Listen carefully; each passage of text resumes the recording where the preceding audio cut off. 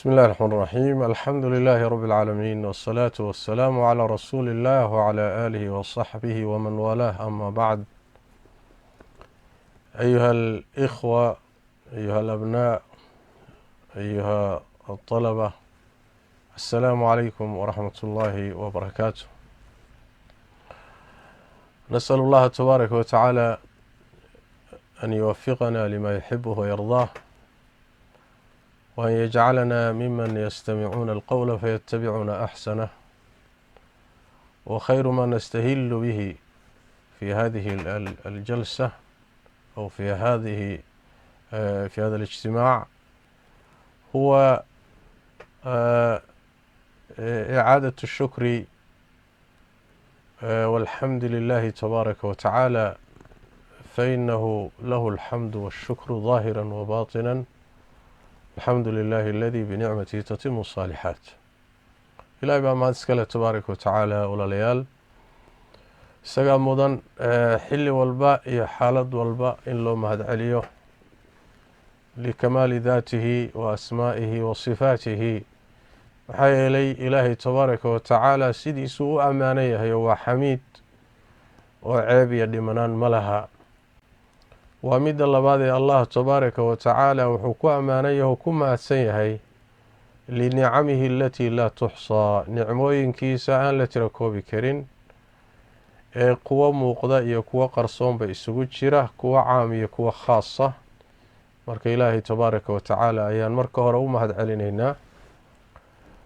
bacda dalika kelimadu waxay ku saabsan tahay sidii horey baa laydinku iclaamiyey cajziga ama bilaxraa kasalka iyo sidii loo daaweyn lahaa, ruuxu ula dagaalami lahaa, ruuxa aan qabinna siduu isaga ilaalin lahaa, ruuxa u cudurkaasi ku dhacana sidii laysaga daaweyn lahaa oo uga bixi lahaa. waa mowduuc runtii maanta muhima. wadciga aynu ku sugannahay iyo xaalkeenna markaad fiiriso, maxaa yeelay waxaa inaga qaalib noqday cudurkaas oo aathaar fara badan iyo saameyn fara badan runtii inagu leh. marka in aan daraasayno shayga sababtiisa raadinno, daawadiisa raadinno, maxaa yeelay ruuxa ama mujtamaca haddiiba wahsigu ku dhaco kasalkaas, wixii uu qaban lahaa ruuxu hadduu ka cagjiido ama mujtamacaba uu ku dhaco cudurkaasi si guud, macnaheedu wax weeye wax injaaza ma yeelanayo, intaaj ma leh, wax soo saar ma leh, ruuxu wax hadafa uu gaari kara ma jiro, wax badan ma xaqiijin karo. nolosha wuxuu noqonayaa ruux nolosha ka dhacsan oo wax weyn aan naftiisana ku kordhin karin, bulshada iyo mujtamaca iyo bashariyadana aan wax badan ugu filayn oo wax badan aan soo kordhin karaynin, wax yar aan xaqiijin karaynin oo wax yaroo ujeedooyinkiisa ka mid aan gaari karaynin buu noqonayaa. sidaas daraaddeed raad xun buu ku leeyahay shaksiga, kadaalika mujtamaca iyo bulshadana raad xun buu ku leeyahay cudurkaasi wahsiga ah ama la yidhaahdo kasalka lagu yidhaahdo luqada carabiga ah, soomaaligana caajiska lagu yidhaahdo ama wahsiga lagu yidhaahdo. ruuxii inay ku cuslaato, wixii uu qaban lahaa inuu ku cuslaado. waxaynu uga hadli doonaa insha allahu tacaala mowduucan dhowr qodob. qodobka koobaad inaan qeexno muxuu yahay caajisku ama kasalku muxuu yahay. waxaan ka hadli doonaa sidoo kale qeybaha uu qeybsamo marka la fiiriyo meesha uu ka soo fulo. waxaan ka hadli doonaa sidoo kale asbaabta keenta. waxaan sidoo kale ka hadli doonaa qaabka loo daaweeyo oo muxuu ahaayey cudurkaa isaga laysaga daaweeyo iyo daawooyinka lagu daaweeyo ayaan insha allahu tacaala qaadan doonaa. marka hore qeexidiisa iyo tacriifkiisa alimaam ibnulqayim caleyh raxmat ullaahi ayaa qeexay. wuxuu kala saaray waxa la yidhaahdo alcajz iyo kasalka. waa laba uu nabigeenu sal alla alay wasalam ducadiisa ku kulmiyey allahuma inii acuudu bika min alcajzi waalkasal. marka wuxuu qeexayey cajzi maxaa la yidhaahdaa, kasalle maxaa la dhahaa. wuxuu leeyahay alimaam ibnuqayim caleyh raxmat ullah, alcajzu cadamu alqudrati cala alxiilati annaafica. cajziga waxaa la yidhaahdaa inaad awoodi kari weydo ood awood u weydo iyo tabar xeeladii ku anfici lahayd, wixii nafciga lahaa, sababtii aad ku gaadhi lahayd inaad kari weydo, tabar u weydo, cajzi baa la dhahaa. wuxuu yidhi waalkasalu cadamu aliraadati lificlihaa. sababtii iyo xeeladii aad ku gaadhi lahayd shayga nafciga leh adigoo kari kara haddana inaadan rabinba. waad kari kartaa, awooddeydii waad leedahay, xubnihii waa kuu fayow yihiin, waad qaban kartaa, laakiin inaad qabato ma rabtid. cadamu aliraada lificlihaa, taasaa waxaa la yidhahdaa kasal la yidhaahdaa. marmarka qaarkood labada kelimo isku wax weye macnaha way isa siiyaan, oo marbaa cajziga waxaa loo isticmaalaa macnaha kasalkaoo kale, laakiin kasalka asalkiisu waxa weeye iyo kan ana afka soomaaliga caajiska lagu dhaho waa wixii ood qaban karto oo aada awooddii leedahay oo xubnihii aad ku qaban lahayd aada leedahay oo wax kaa hortaagan uusan jirin, ood haddana aad muxuu ahaayey dhibsanayso ood ka cuslaato oo aad ku dhiiran weydo oo qalbigaagu uu dooni waayo, taa waxaa la yidhaahdaa kasal baa la yidhaahdaa. mar kale wuxuu leeyahay imaam ibnuqayim caleyh raxmatullah, cajzigu wuxuu yidhi cadamu alqudrati cajzun wa cadamu aliraadati kasal. waa isla macnihii oo kale weye. shayga haddaadan kari karin cajzi baa la yidhaahdaa. haddii aad kari karto laakiin aadan doonaynin inaad samaysana kasal baa la yidhaahdaa. qur-aanka kariimka ah allah tabaaraka wa tacaala waa ka inoogu sheegay labadii wiile uu dhalay nebiyullaahi aadam aabaheen calayhi wacalaa nabiyina asalaatu wassalaam, markuu mid ka mida walaalkii dilay, muddana walaalkii uu waday oo bannaanka yaalay, waa kii ilaahay tabaaraka wa tacaala markii dambe usoo diray tukaha, shimbirkan tukaha la yidhaahdo, oo tusay siduu walaalkii u aasi lahaa. suuratu lmaa-ida siduu ilaahay ku sheegay tabaaraka wa tacaala. markaasuu wuxuu yihi yaa weylata acajaztu an akuuna midla hada alguraabi fauwaariya saw-ata akhi. yacni miyaan ka caajisay inaan walaalkay meydkiisa asturo oo muxuu ahaayey aan dhulka geliyo, miyaan ka caajisay buu leeyahay. marka wuu kari karaa oo awood buu u leeyahay, laakiin kuma hanuunin, ma samaynin, waa ka nacasoobay. marka waa cajzigii oo bimacnaa loo isticmaalay isagoo ruuxu awoodi karaya haddana inay ama aqoontu u diido ama tabartu u diido, intaba cajzi waa la dhahaa. intaa haddaan kaga soo tago, macnaheedu waxa weeye marka lasoo koobo waxaan hadda ka hadlayno shay aad kari weyday oo duruuftu kuu diiday ma aha, ee waxaynu ka hadlayno waxa weye waa shay aad kari karto, awooddiisiina leedahay, haddana inaad samayso aad ka cagjiidayso, aad ka culus tahay, aadan doonaynin, muxuu ahay kaas weye. kaana waa midka kasalka la yidhaahdo ee shareecadu ay kasalka u taqaano wahay. waxaana la yidhaahdaa altathaaqul can taxqiiqi lmaqsuud baa la yidhaahdaa. yacni wixii la rabay in la xaqiijiyo maqsuudka ahaa ee samayntiisii inaad ka cagjiido oo ay kugu adkaato kugu cuslaataa la yidhahdaa. taa waa qeexitaanka oo macnaha caajiska oo bimacnaa kasalku macnihiisu kasal yahay. waxaan uga gudbaynaa qeybihiisa muxuu u qeybsamaa. waxay yidhaahdaan culimmadu waxaa loo qeybiyaa laba qeybood, kasalu lcaqli wa kasalu lbadani waljawaarix baa la dhahaa. in ay xubnuhu waxaan dhihi lahaa midda hore caqligu inuu caajiso, oo macnaha waxaa laga wadaa xubnuhuna way cibaadaystaan, caqliguna waa cibaadaystaa. mid walba cibaadadii loo abuuray inuu samayn kari waayo oo ka cuslaado ayaa la yidhaahdaa kasalka. oo maalan caqliga waxaa loogu talagalay inuu ilaahay aalaadiisa, nicamka ilaahay iyo aayaadka ilaahay kowniga ah iyo kuwa tansiiliga ah intaba inuu caqligu uu ka shaqeeyo, inuu fikiro, inuu yani waxway u fiirsado, inuu tadabburo, inuu tafakuro. marka caqligaagii haddii uu aayaadkii ilaahaye kowniga ah iyo kuwuu soo dejiyey hawshii loo dirayo shaqadii uu qaban waayo, waxaa la dhahayaa waa caqli caajizay, waa caqli bimacnaa waxweye kasal ku dhacay baa la leeyahay. midda labaadna waxa weeyaan waa badanka iyo jidhka caajiska ku dhaca, oo isaguna waxa weeyaan wixii wanaagsanaa in aad ka cagcuslaato, in aad dooni kari weydo, adoo awooddiile inaad samayn weydood ku dhaqaaqi weydo, taana waxaa la yidhaahdaa cajzu lbadan waljawaarix, xubnihii baan samaynayninba. qalbiga laftiisii waa iska marmarka qaarkood wuu rabaa, wixii waad jeceshahay, waad doonaysaa, laakiin kuma tillaabsanaysid, mana samaynaysa. arrintaa iyada marka labada qaybood baa loo qaybiyaa. mar yani bini aadamka caqligiisay ku dhacdaa, marna jidhka iyo xubnaha ayay ku dhacdaa.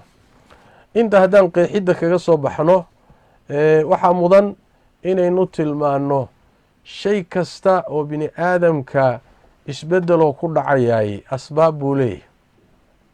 bini aadamku asal ahaan yani ilaahay tabaaraka wa tacaala dabeecada uu ku abuuray baa jirta oo uu ku yimaado, laakiin wax walba sabab buu leeyahy. marka nusuusta la fiiriyo qur-aanka kariimka iyo sunnada nebiga sala allahu calayhi waalihi wasalam oo cudurkan aada uga hadlay oo siyaabo kala gedisan u tilmaamay, markaynu fiirino waxaan dhihi karaynaa asbaab fara badan baa keenta. nusuustu waxay sheegtay asbaabta keentay inuu ka mid yahay shaytaanku, oo isagu wixii wanaagsan oo masaalixda adduunyo iyo midda aakharaba leh aan la rabin bini aadamka, oo bini aadamku inuu guul daraysto oo uusan waxba xaqiijinin oo uu fashilmo ayuu ka shaqaynayaa. ta labaadna waxa weeyaan annafsu alammaara bisuu, waa nafta kugu jirta muxuu ahaayey xumaanta ku amraysa, wanaagga iyo khayrkana aan kula jeclayn, oo iyadana shaytaankay wada shaqaystaan oy saaxiib yihiin. labadaasaa inta badan asaas u ah bini aadamka iyo caajiska ku dhaca, iyo inuu waxba xaqiijin waayo ama uu fashilmo oo wax badanay u suuroobi waayaan. khaasatan waxa uu doonaya hadduu yahay daaco iyo wax aakharo iyo ilaahay u dhoweynaya tabaaraka wa tacaala hadduu yahay, inta badan halkaasay ka yimaadaan asbaabta keenta caajiska. haddaynu asbaabtaasi sii tafsiilino, waxaa ka mid a ruuxa caqiida xumadiisa, khaasatan munaafiqnimada iyo iimaankoo daciifa. lianna iimaanka ruuxu waa shayga xoojiya oo xubnaha xoogga geliyo weye. markii ay xubnuhu wax khayra samaynayaan ama wanaag ku tillaabsanayaan ama inay ahdaaf xaqiijiyaan doonayaanba, waxa xoojiya oo qalbiga xoojiya oo xubnaha dira oo sidii injinkoo kale ama matoorkoo kale riixa waa ruuxa iimaankiisa iyo intuu dhan yahay. qanacsanaanta uu shayga ku qanacsan yahay baa qeyb weyn ka ah. sidaas daraaddeed baad arkaysaan qur-aanka kariimka ah markii ilaahay tabaaraka wa tacaala wax maslaxadeenna ku jirto inoo dirayo, waad arkaysaana waxaa lagu bilaabayaa yaa ayuha aladiina aamanuu, mu'miniintiiow baa la leeyahay. bimacnaa waxa weye qodobkii ama mabdi'ii shaygan inugu riixi lahaa, oo injinkii oo kale, baabuurka injinkiisii oo kalea marka hore la baraarujinaya, laynoogu yeedhayaa yaa ayuha aladiina aamanuu, kadibna wixii layna amri lahaabaa ka dambeeya. macnaha waxaa sii xoojinaya walaalayaal, munaafiqiinta rabbi tabaaraka wa tacaala markuu ka hadlayay fi lqur'aani alkariim wuxuu ku tilmaamay wahsigaas iyo cajsigaa ayuu ku tilmaamay, khaasatan taacaadka iyo waxyaalaha khayraadka markay samaynayaan. aayad qur-aanka ka mid rabbi wuxuu ku yidhi waidaa qaamuu ila asalaati qaamuu kusaala yuraa'uuna annaas. salaadda markay isu taagaan way istaagaan salaadda ayagoo wahsanayoo caajisan, ayagoo cadjiidaya. taasi waxa weye waa xubnihii waaye. qalbigoodiina ilaahay waa ka warramay oo wuxuu yihi yuraa'uuna annaas, qalbigana istustus iyo inay dadka istusaan baa ku jirta. xubnahoodiina waa wahsanayaan oo iyagoo caajisan bay salaada isu taagayaan.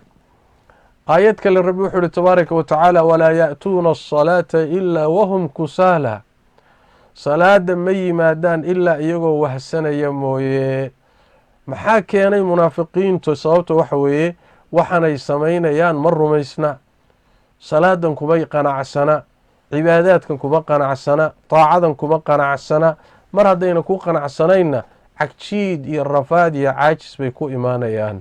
marka ruuxa iimaanka iyo rumaysnaanta shayga uu rumaysan yahay iyo mabda'a qeyb weyn bay ka tahay in uu si firfircoonila u sameeyo. waa qodobka koobaad wahay.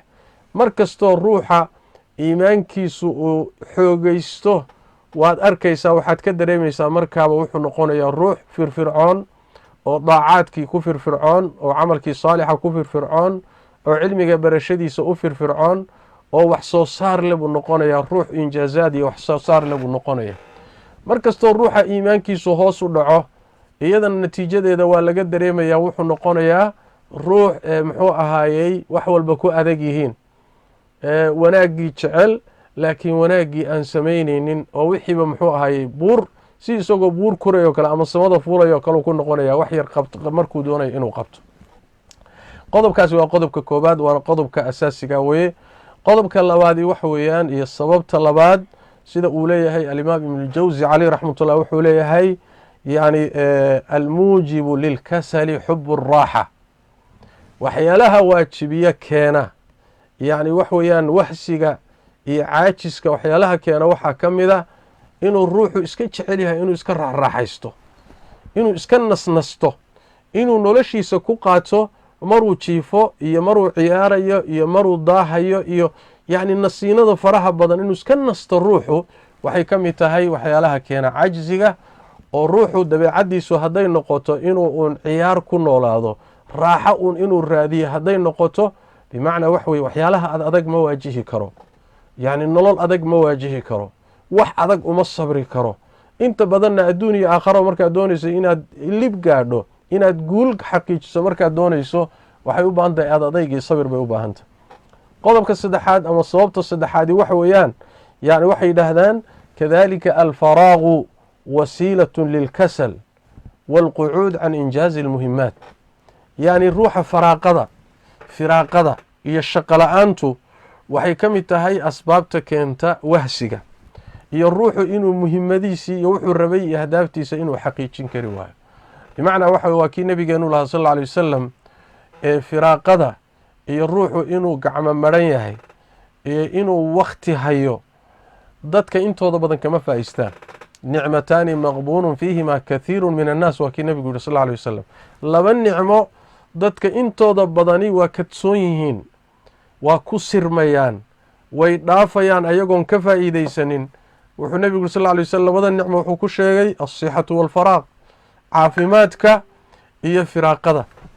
marka ruuxu markay firaaqadu ku badato oo muxuu ahaayey uusan shaqo haynin oo bataaladu ku badato, shaki ma laha waxay keenaysaa markaasi inuu wanaaggii ka wahsado, inuu wakhtigiisii marka meelo kale iyo wax maalaa yacni ay waxaan faa'iido lahayn inuu wakhtigiisii galo, oo ruux wax soo saar lama noqonayo, markaana asal wahsi baa u noqonaya.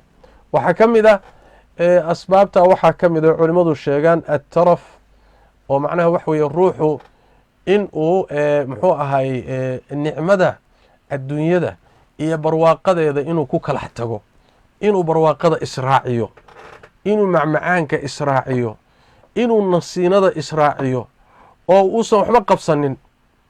maalan waxay ku mithaaliyaan ruuxa hadduu shaqooyinkiisii isagu uu qabsan lahaa cid kale isaga wareejiyo, wuxuu caadaysanayaa oo dhaqan u noqonaysa inuusan waxba qabsaninba.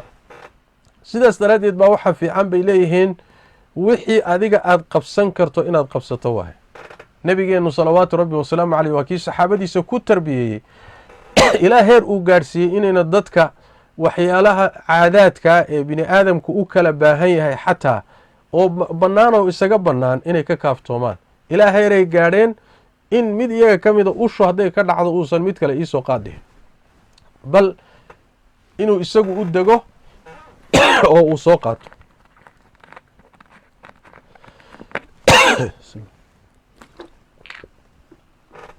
marka inuu ruuxu isbaro acmaashiisa inuu qabsado, shaqooyinkiisa inuu qabsado, inuu isagu shaqeeyo. haddii kaleeto jidhka wuxuu baranayaa tarafka iyo raaxada faraha badani waa la tegeysaa. waxaa ka mid ah asbaabta ay culimmadu sheegaan, waxaa ka mid ah oo wahsiga keena, waxaa ka mid ah ruuxu inuu iska badiyo cuntada iyo cabitaanka. kahratu طacaam washaraab, israafka waxa la yidhaahdo. allah tabaaraka wa tacaala siduu qur-aanka inoogu sheegay wakuluu washrabuu walaa tusrifuu cuna oo caba laakiin ha xad gudbina. bimacnaa shay walba xad buu leeyahay. shayga asagoo maslaxo ah haddana xaddiisa haddii la dhaafiyo wuxuu isu bedelayaa lid buu isu bedelayaa. yacni waxaa ka soo baxaya waxyaalo fara badan oo adraar ah oo bini aadamkii dhib ayaa ka soo baxaya. marka waa kii nabigeenu yidhi salawaatu rabbi wasalaamu calayhi maa mala'a aadamiyun wicaan sharan min baطnihi.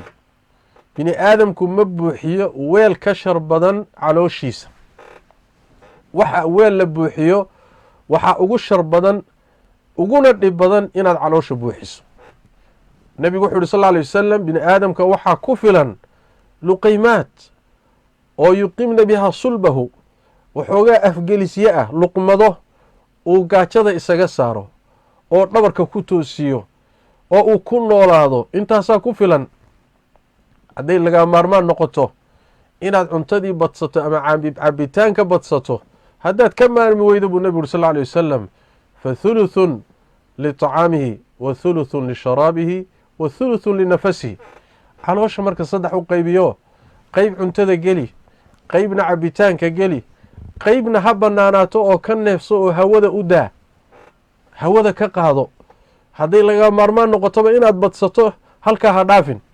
marka haddii aad cuntada badsato oo aad cabitaanka badsato, waxay yidhahdaan culimmadu ruuxu jidhkii waa caajisayaa, kadibna hurdo iyo wuxuu iska gelayaa inuu nasto oo uusan waxbaba u dulqaadaninba, waxba ma samayn karayo. waana midda hadda inoo badan waaye. wuxuu leeyahay alimaam ibnu kathiir caleyh raxmat ullah aayadda markuu fasiraya wuxuu yihi laa tusrifuu fi lakli lima fiihi min madarati alcaqli waalbadan. cuntada ha ku xadgudbina, maxaa yeelay waxaa ku jira dhibaato caqligaaga gaadhaysa iyo jidhkaaga labadaba. dabcan caafimaadkii baa dhib gaadhaya oo cuntadan faraha badani waa lagu jiranayaa. caqligii baa wax gaadhayaan oo ruuxii wax soo saarkii caqligiisu yeelan lahaa ma yeelanayo. sidaas daraaddeed iqtisaad iyo dhexdhexaysi bay u baahan tahay cunitaanka iyo cabitaanka. wa ilaa waxaa ka imaanaya inuu ruuxu caajiso, cuslaado, waxba xaqiijin kari waayo, mar walba inuu iska seexdo oo muxuu ahay iska hurdo oo sariirta saarnaado inuu jeclaysto, wax soo saari maayo markaasi oo kaleeto. waxaa ka mid ah asbaabta iyada culimmadu tilmaamaan sidoo kale kahratu nnowm, hurdada faraha badan.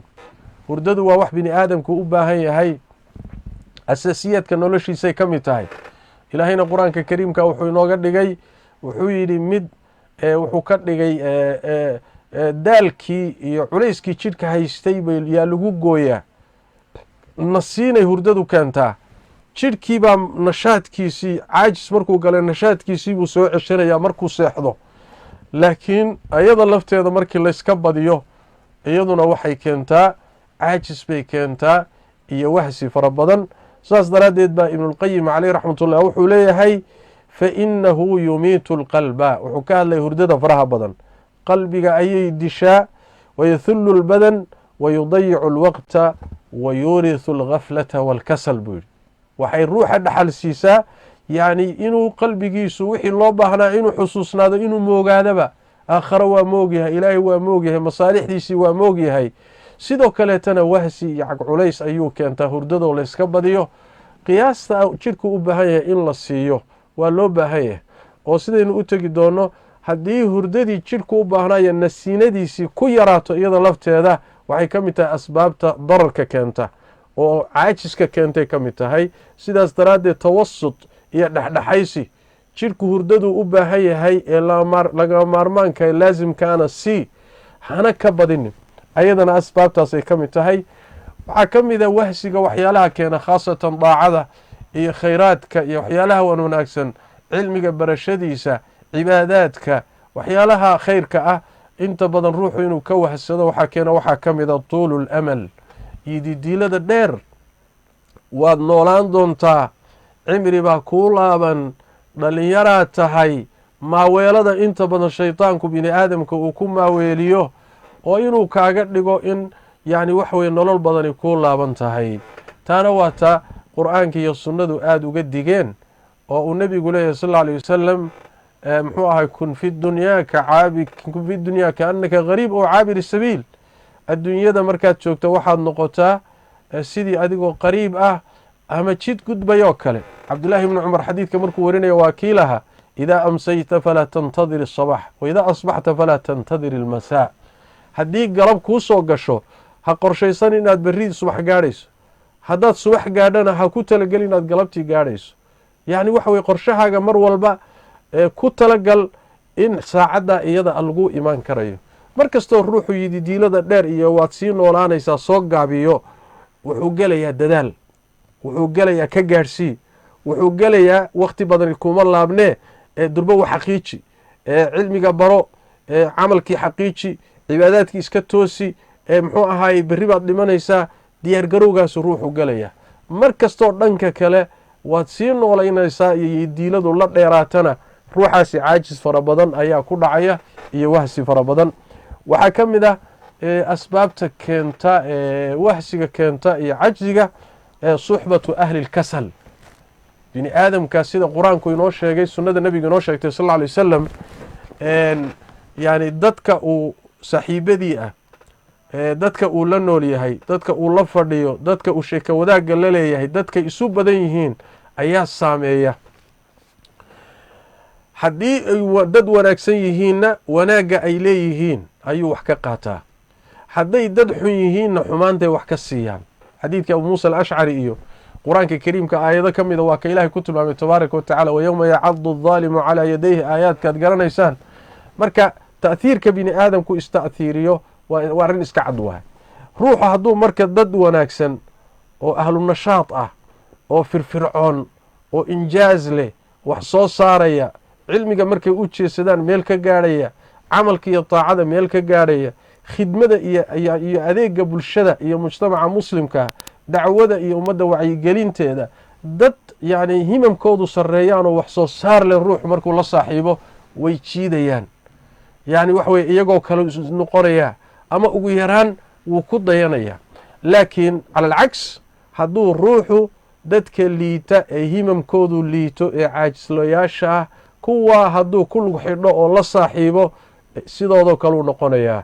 marka dad fara badan oo fiicnaan lahaa waxaa laga soo galay dhanka suxbada, rufqo sayi ah iyo dad xun iyo dhallinyaro xun iyo dad aan niyo lahayn iyo dad nolosha ka dhacay iyo kuwo qashin muxuu ahay sidoodaba meelo hoose ka fikira. waxa ruuxu hadduu la saaxiibo iyadana sidoo kaleeto saameyntooday leedahay. asbaabaha ugu muhiimsan bayna ka mid tahay oo ruuxa bini aadamka a saameeya. asbaabtaa waxaa ka mid ah in uu ruuxu muxuu ahay ku tacalluqo waxyaalaha la yidhahdo awhaamta iyo amaanida kaadibka ah. yacni waxa yididiilooyin iyo waxyaalo aan xaqiiqo ahayn ruuxu inuu ku noolaado iska jeclaysto, alamaani alkaadiba. oo maalan waxa weeyaan isaga oo aan waxba ahayn inuu ismoodo meel wanaagsan inuu joogo. laysa biamaaniyikum walaa amaaniyi ahli lkitaab. yacni allah tabaaraka watacaala wuxuu wax ka dhigay ruuxa camalka iyo waxa uu qabanayo iyo waxa uu xaqiijinayo wax ku yahay. laakiin awoogay baa ahaa iyo aabbahay baa ahaa iyo sheekhanagaa ah iyo culimadii baa sidaa ahayd iyo adiga haddaan ahayn waxba kugu qaban mayso. amjaadaas hore iyo waxaa tegey wax badan adig kugu biirin mayso. marka wax weye dad badan baa iskala nool. sidaas daraaddeed baa loo baahan yahay. allah tabaaraka watacaala baa dhihi lahaa qur-aanka kariimka wuxuu ku sheegay nimanka la yidhahdo reer bani israa'iil waqarahum fii diinihim maa kaanuu yaftaruun. yacni waxa weeyaan waxyaale iyo khuraafaad aan jirin bay iska dhaadhiciyeen. lan tamasana annaaru ilaa ayaaman macduudaad bay dheheen. annaga sidanadaba naarta waxaan gelaynaa maalmo kooban kadibna waan ka baxaynaa oo muslimiinta nooga dambayn doona ku waari doona. waxaas intay iska dhaadhiciyeen ayay muxuu ahay waxaa ka dhalatay inay kadsoomaan oo wixii ay qabsan lahaayeen iyo khayrkay la imaan lahaayeen inay ka caajisaan oo isaga tagaan. marka ruuxu hadduu ammaani beena la noolaado inta badan iyadana asbaabtay ka mid tahay. waxaa ka mid ah asbaabta iyada ah mujtamaca uu ruuxu ku dhex nool yahay inuu yahay mujtamac qoysaskiisa iyo isaguba fasaahsan. mujtamaca saamayn bay kugu leeyihiin, sida saaxiibada iyo afraadaad la socotaba kuugu leeyihiin baa qoysku kuugu leeyahay, aad ka soo jeedeed ku dhex korayso, mujtamacaad ku dhex koraysa uu kuugu leeyahay. sidaas daraaddeed haddii mujtamac himilo leh oo yani wax weeyaan dadaalaya oo wax soo saaraya oo wax tabcaya, haddii uu ruuxu la noolaado mujtamacaasi ayuu la mid noqonaya. marka mujtamac iyo qoys furfuran, kala daadsan, isaga dhanbac jiida, daroogo, nolosha ka dhacsan, ayadana saamayn weyn bay bini aadamka ku leedahay. intaasi waxaa la dhihi karaa asbaabaha ayay ka mid tahay. asbaabaha waxaa ka mid noqon karaya inuu ruuxu runtii u baahan yahay waxa la yidhaahdo muxuu ahaaye jirhkiisu caajiska waxyaalaha keenay ka mid tahay in jirhkiisa ay cudurrada qaarkood hayaan oo kale, in mawaadda jirhka gelisa firfircoonida iyo nashaadka gelisa qaar ka mida ay ka maqan yihiin oo kale, fitamiinaadka qaar ka mida, mawaad waxaa jirka bini aadamka ilaahay ugu talagalay oo siisa yani tamar siisa, tamar elji siisa ayaa laga yaaba inay ka maqan tahay oo mushkiladiisu ay tahay mushkilo caafimaad. waxaa ka mid ah oo asbaabta ka mid noqon karaya jirhkiiba inuu isgalay oo jirhkii u waayey exercise iyo tamaariintii u baahnaa inuu waayey. jirhka bini aadamka ilaahay wuxuu ugu talagalay inuu shaqeeyo, inuu wax qabto, inuu dhaqdhaqaaqo. xubnahan aad arkaysa ilaahay abuuray haddayna shaqadii loogu talagalay qabanin waa fadhiisanayaan. gacmahan aad arkaysaan haddaan laga shaqaysiinin oyna wax qabanin marka dambe sidaasay ku ingegayaan, faruhuna ma soo laamayaan, gacantuna ma laami karto. haddii dib in looga shaqaysiiyo u baahan tahay fasatarabiya iyo waxay u baahan tahay in dib wakti badan la geliyo oo shaqadii dib loogu soo celiyo. bini aadamka caqligiisa sidoo kaleeto tafkiirka inuu fikiro, inuu wax soo saaro, inuu muxuu ahaaye aayaadka ilaahay kowniga kuwa tansiiliga ah waxyaalahan ilaahay kown ka dhigay inuu caqligu ka shaqeeyo wax soo saaro, waxay u baahan tahay caqliga in la baro. haddaan caqligii uusan shaqaynin isaga dhan waa fadhiisanaya, isaga dhan shaqogab buu noqonayaa.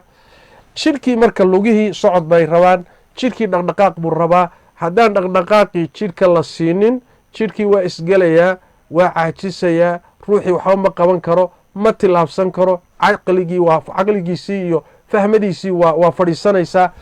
marka waxay u baahan tahay yani waxa weye asbaabo kaleoo noocaasana way imaan karaan oo dhanka caafimaadka ah, yani biniyada iyo jirhka bini aadamka qaabka ilaahay siduu u yaalay iyo wuxuu u baahnaa inuu waayey way ka imaan kartaa. dhinacyadaana waa suurtagal inuu ruuxa caajiska iyo uu ka haysto wahsigu ka haysto.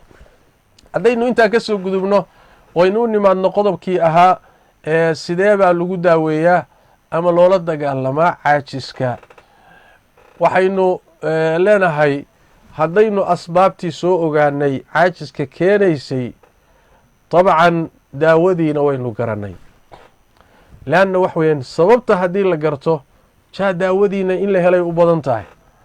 maxaa yeelay sababtaasi ayaa la raadinayaa sidii meesha looga saari lahaa. daawaduna waa intaa. haddaynu maalan si muxuu ahaaye deg dega u dul marno asbaabta lagu daaweeyo ama muxuu ahaayey lagula dagaalamo caajiska iyo wahsiga, waxaa ka mid ah aliimaanu alxaqiiqi, iimaan dhab ah oo dhammaystiran oo markaasi camal naafica keena. iimaanku markuu dhammaystiran waa nagii soo sheegno asagaa ku riixaya oo kugu riixaya camalkii, isagaa kugu riixaya shaqadii, isagaa kugu riixaya cibaadaadkii, isagaa kugu riixaya cilmigii naaficaha, isagaa kaa dhigaya ruuxa soo saar leh. waxaa ka mid ah culuwulhimma, ruuxa inuu qasadkiisa iyo himmadiisa iyo niyadiisu inay sarrayso. dad baa marka horeba yani waxa weeye niyadoodii waxay raadinayaan meel hoose ka dhiga. markiisaba hadafkiisii ujeeddada uu nolosha ka leeyahay waa wax yaroon qiimo lahayn waa wax muxuu ahaayey muxuu ahaayey nolol yaroo iska basiida iyo muxuu ahaayey waxyaalahan madaahirta iyo muuqaalada adduunyada iyo waxaan macno weynba lahayn baa marka horeba hadaf u ah. marka inuu ruuxu himadiisu sarrayso. hadday himadaadu hoosayso calaa qadri ahli lcasmi taati alcazaa'im, kolba qasadkaagii niyadaadu meeshay gaadhsiisan tahay baa wax lagugu siiyaa. sidaas daraaddeed baa ibnuulqayim caleyh raxmatullah wuxuu yidhi labada shay ee wax walba nebigu ku ekeeyey sal lla alay wasalam waa labada qodob ee ducadiisa ku soo arooray. allahuma ina nas'aluka athabaata fi اlamri wاlcaziimata cala اrushdi. ruuxu inuu leeyahay caziimo saadiqa ah oo musamima ah, caziimo adag iyo go-aan inuu leeyahay waa qodobka xiga waa.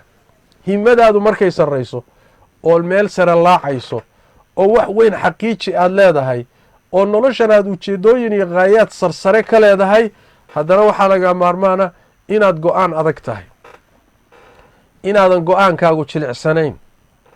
maxaa yeelay go-aankaagu hadduu jilicsan yahay, ilaahay sunankiisa waxaa ka mida bini aadamka markuu wax ku tillaabsado wax doonayo caqabadaha la hor dhigayaa, challenges baa hor imaanaya. wuxuu rabay durbal lama fududaynayo, waxaa la tijaabinayaa oo la ikhtibaarayaa oo la ibtilaynayaa bal ilaa heerka ay gaadhsiisan tahay sabirkiisa iyo sida uu ugu sabri karo ama ugu sabrayo inuu gaadho meeshuu u socdo. marka caqabaad wax yar markay kaa hor yimaadaan, haddaadan lahayn niyadii iyo casiimadii aad kaga gudbi lahayd, haddii aadan lahayn sabirkii iyo adkaysigii aad ku jiidhi lahayd waxyaalaha kaa hor imaanaya, ayadana waxba ma xaqiijin kartid.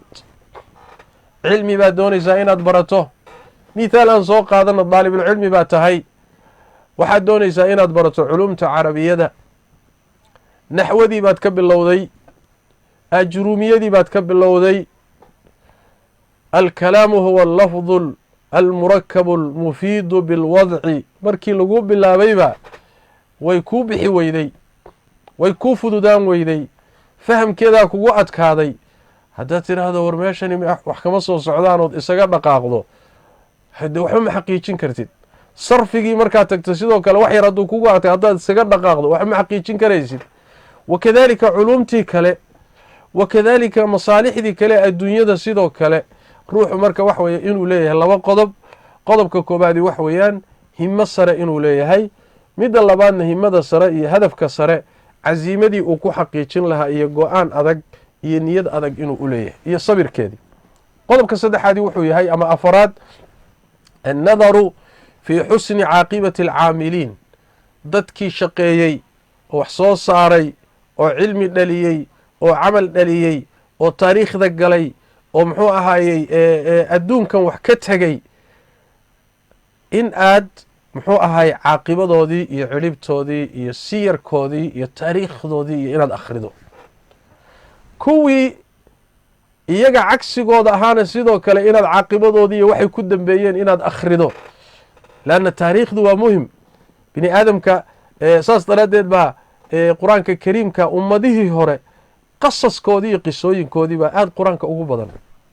waa idinka arkay nebigeenna salawaatu rabbi wasalaamu caleyh siiradiisii baa la qoray, saxaabadii iyo taabiciintii iyo a'imadii iyo culimadii iyo taariikhdoodii baa la qoray. waxa loo qoray wax weeyaan duruus baa ku jirta. halkaa baa waxaad ka baranaysaa markaad akhrido dadka noocaasa iyo siday wax ku soo saareen iyo dadaalkoodii iyo nashaadkoodii, shaki ma laha wax badan baa kaaga baxaya. waxaa ka mid ah oo qodobka shanaad uu noqon karaa firaaqada inaad buuxiso oo wax naafica aad ku buuxiso. waa alxirsu cala annaafic. wakhtigaaga inuu bannaanaado jaanis ha u siinin. haddii wakhtiga aad bannayso ma bannaanaanayee naftu meel kaley kula aadi, wax kalayna ku buuxin oon ku anfacaynin. waa ka nabigeenu yidhi sal lla alay wasalam xadiidka fii saxiixi muslim min xadiidi abi hurayra, ixris calaa maa yanfacuka wastacin billaah. dadaal horta, dadaal la-aan wax lama gaadhee dadaal. haddana waxaad ku dadaalayso ha noqdo wax nafci leh, cilmi naafica, camal saalixa, yacni muxuu ahaye mataalib mubaaxoo dunyawiya oo shareecadu kuu bannaysay, wax naafica ku dadaal. marka wax weeye haddaadan dadaalin oo wakhtigaagii aadan buuxinin oo aadan khayraad iyo wax wanaagsan ku buuxinin, waktigu wax weeyaan asagaa markaasi ku maamulanayo oo ku wadanayo. waxaa ka mid a asbaabta iyada ah in sidaan soo tilmaanayba ruuxu uusan adduunyada iyo dhaldhalaalkeeda israacinin oo uu noloshiisa qaybo ka mid a adayg geliyo. ruuxu siduu kolba u koro iyo qaabku u koro iyo noloshuu ku nool yahay saamayn bay ku leedahay caajiska inuu ka baxo oo wax soo saar iyo himilo yeesho ruux. saas daraaddeed baad waxaa arkaysaan hadda oo mithaalba noqon karayaba adduunka dadka hadda aada u dadaalaya oo aqoontii waxbarashada ku dadaalaya oo inay wax noqdaan doonaya waa dadka baahida iyo faqriga iyo rafaadka kusoo koro waayo. baynamaa dadka caruurta taajiriinta ee tarafka ku kora ee koolkoolinta ku kora ee nolol weygoodba gaajo iyo aynan oon iyo rafaad arkin ku koraayay in ay wax weyn soo saaraan oo nolol adag qaabilaan ma xamili karaan. sidaas daraaddeed noloshaada qayb ka mida geli oo ha noqonin mutanacim un kolba dhaldhalaalka iyo barwaaqada raaca ha noqonin muxuua isxakame. waxaa ka mid a asbaabtaasi guusha lagu gaadhay ee caajiska lagaga baxo ama lagula dagaalamo inuu ruuxu ahdaaf sare leeyahay oo uu ku dadaalayo siduu ku xaqiijin lahaa. ahdaaf inaad muxuu ahay cilmiga barato, inaad caalim noqoto, inaad ku camal fasho, inaad ummadda u adeegto, inaad daacin noqoto, inaad yani mucalim noqoto, mucalimu lkhayr noqoto, inaad imaam fi diini noqoto. ruuxu ahdaaf sarsare inuu leeyahay, haddana ahdaaftiisi siduu ku gaari lahaa waa inuu qorsho iyo balaan u sameeyo.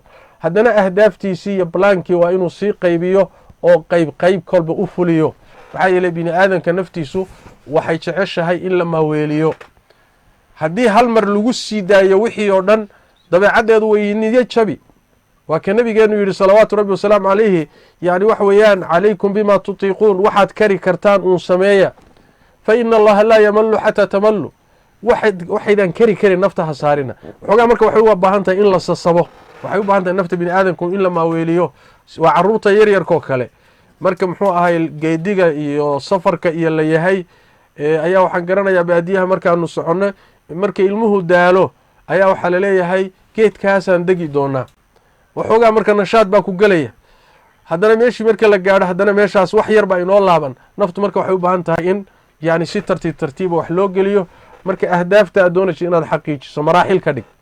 mid markay xaqiijiso ku guulaysato kii kale markaasi nashaad bay u yeelanaysaa macnaha. waxaa ka mid ah saan horeyba usoo sheegnay cuntada iyo cabitaankaagu inayna xadgudub noqonin ee dhexdhexaad ka dhigto. wakadaalika hurdada iyadana waan kasoo sharaxnay. waxaa ka mid ah dadka ahlul ijtihaadka ah ee dadaala ee wax soo saara ee muxuu ahay inaad la saaxiibto.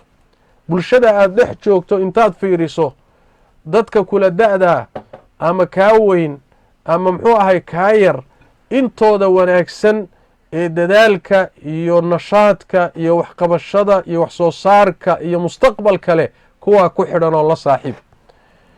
waxaa ka mid ah in ruuxu uusan amaanida kaadibka ah inuusan wuxuun waa iska jeclahay waan rabaa oo aan camal lahayn.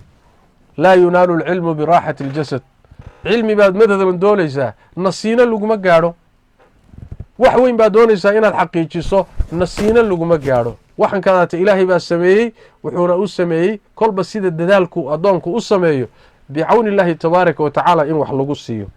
waxaa ka mid ah asbaabta iyada ah saan horeyba u sheegnay culimmadii hore raggii wax soo saaray, raggii muddo kooban yani wax injaazaadka waaweyn sameeyey, raggii dhinacyo fara badan wax ka soo saaray ama ha noqoto masaalixda adduunyada ah ama masaalixda diiniga ah, raggii ummadda hogaamiyey, cilmi ku hogaamiyey, aqoon ku hogaamiyey, wax weyn ka tegey, raggaas siyarkoodii iyo taariikhdoodii in aada loo akhriyo waa miduu leeyahay alimaam ibnu jawzi caleyh raxmat ullah. wa min anfaci alcilaaji annadaru fi siyari اlmujtahidiin. daawooyinka ugu nafci badan waxaa ka mid ah dadkii dadaali jiray dhaqankoodii iyo siiradoodii inaad akhrido oo la akhriyo oo muxuu ahay ruux u akhriyo. waxaa ka mid ah asbaabta iyada oo ugu muhiimsan walaalayaal hoosta ka xariiqi qodobka isaga ah alisticaanatu biاllahi tabaaraka wa tacaala walisticaadatu bihi, inuu addoonku ilaahay kaalmaysto. isaga awooddiisa iyo xooggiisa inuu ka beri noqdo meel iska dhigo oo rabbigii tabaaraka wa tacaala tala saarto talada u dhiibto.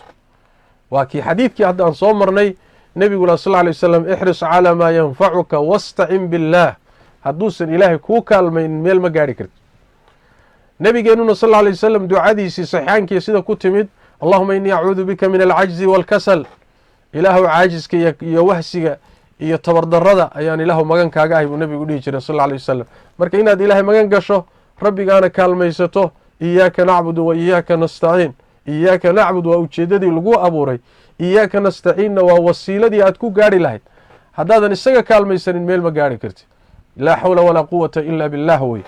marka inaad muxuu ahay arrintaana aad kaalmaysato, xooggaaga keliya aadan isku hadlaynin, dadaalkaaga keliya ha cuskanin, meel laguma gaadho, laakiin ilaahayna kaalmayso tabaaraka wa tacaala oo bari oo isaga magan gal.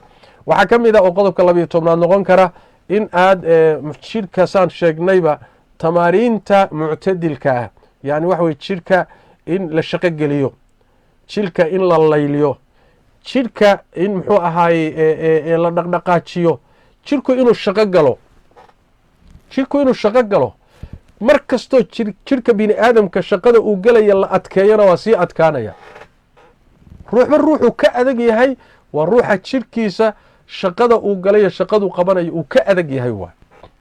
sidaas daraaddeed baa dadka inta badan ku soo kora manaatiqda iyo gobollada noloshoodu adag tahay, xagga taya ahaan way ka adag yihiin dadka kale. yani waxa weeye ruuxii wuxuu ku koray biyo la-aan, wuxuu ku koray cunto yari, wuxuu ku koray gaajo, wuxuu ku koray oon, asagoo oo dhan waxa weye waa ruux adagoo bir a waay. waxay u baahan tahay marka jidhka bini aadamka kolba sidii loo layliyo waay. hadda markaad u fiirsato nebigeenna salawaatu rabbi wasalaamu aleyh iyo saxaabadiisa, yacni noloshii ay ku noolaayeen, noloshay ku dagaalami jireen, noloshii ay diinta ku faafinayeen, iyo markaad deegaamadii iyo say u taalla markaad fiiriso, isma dhahaysid meeshan bini aadan baa sidan ugu noolaan kara. sababtu waxa weeye barbaaridoodii horaaba saa ahaydba, noloshanay ku barbaareen. bal culimmada qaarkood waxay yidhaahdaan in diintan asaaskeedii ilaahay carabta u dooro oo nebi maxamed carabi ka dhigo oo maka ka soo saaro, xikmadda ku jirta waxay ahayd dad adag oo waxay ahaayeen caalamka gaadhsiin kara risaaladan, nolol adagna ku koray.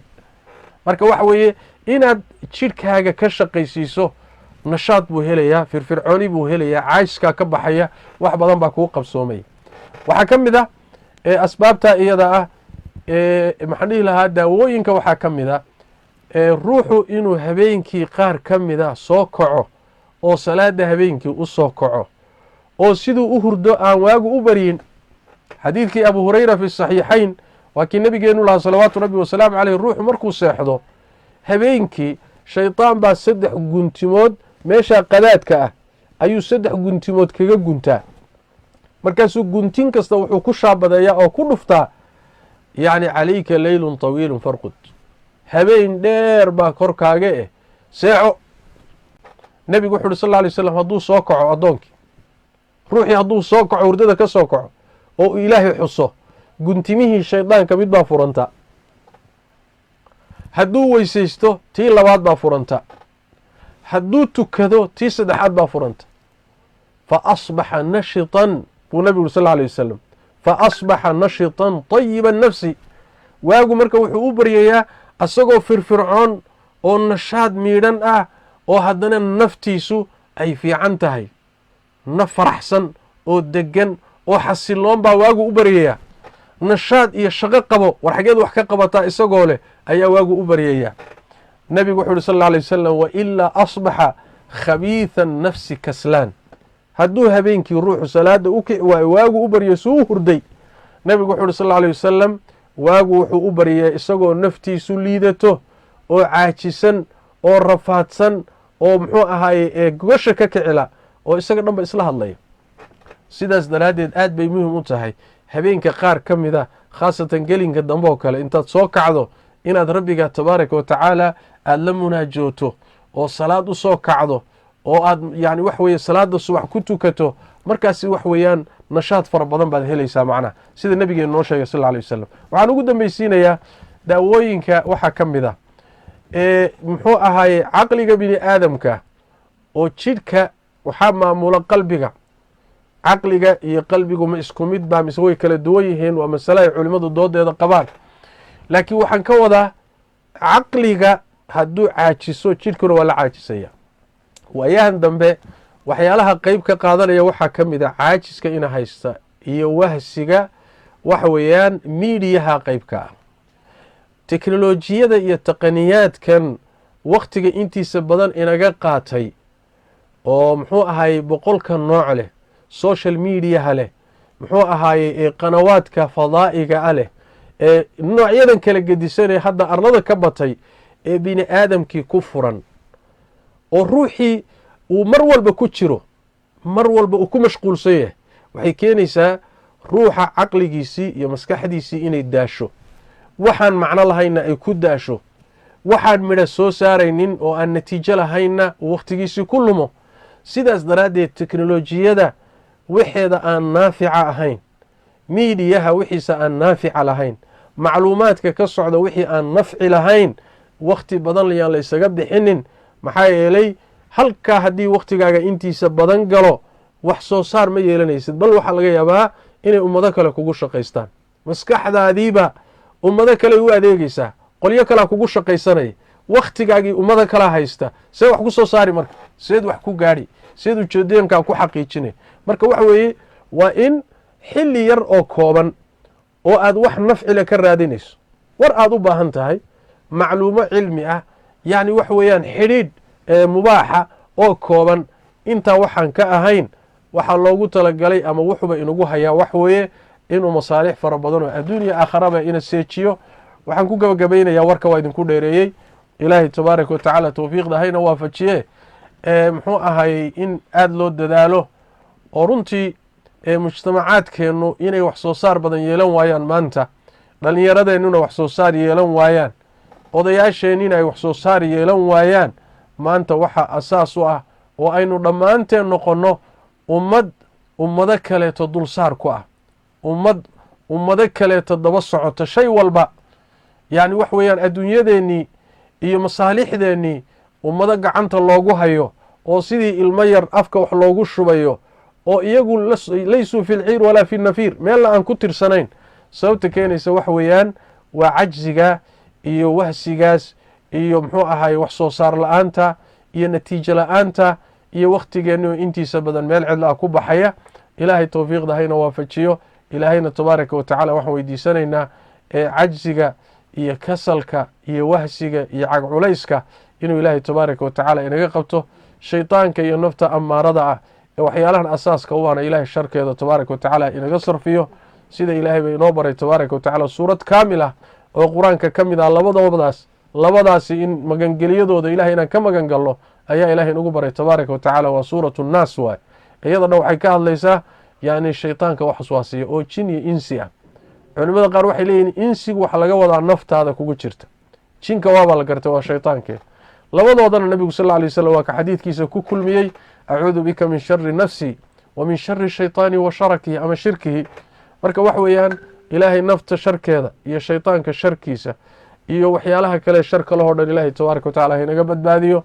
ilaahayna tabaaraka watacaala aafaadkan socda iyo cudurkan adduunka halakeeyey oo in badan oo ka mida u dhinteen, in badanna hadda u jiifaan, in badanna cabsidiisa ay qabaan, ilaahay naga badbaadiyo oo ilaahay naga samato bixiyo tabaaraka watacaala. intii u dhimatay oo muslimiintana ilaahay u naxariisto, inta u jiiftay u xanuunsanaysana ilaahay tabaaraka watacaala xanuunka ha ka qaado. waad mahadsantihiin. ilaahay baana mahad dhammaanteed iska leh. hada wabillahi towfiiq wsala allahuma wslam wbaaraka calaa nabiyina muxamed wcala alihi wasaxbi wasalam. شيخنا جزاك الله خيرا واحسن الله اليك. محاضرة قيمة إلى 10 شخصي إن شاء الله تعالى. شيخنا ما مقشة ارتعب مجرى waa ku maqlaya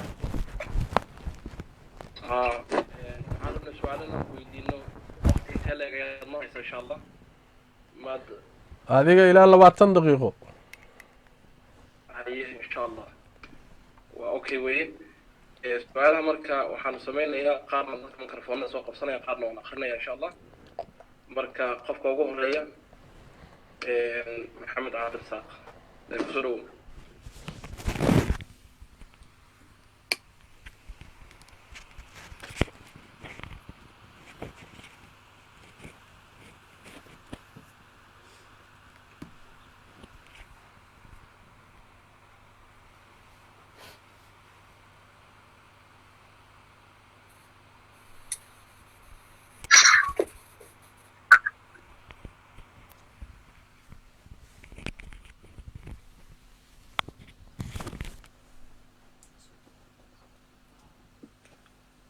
شيخنا مقلة السؤال ما مقلين.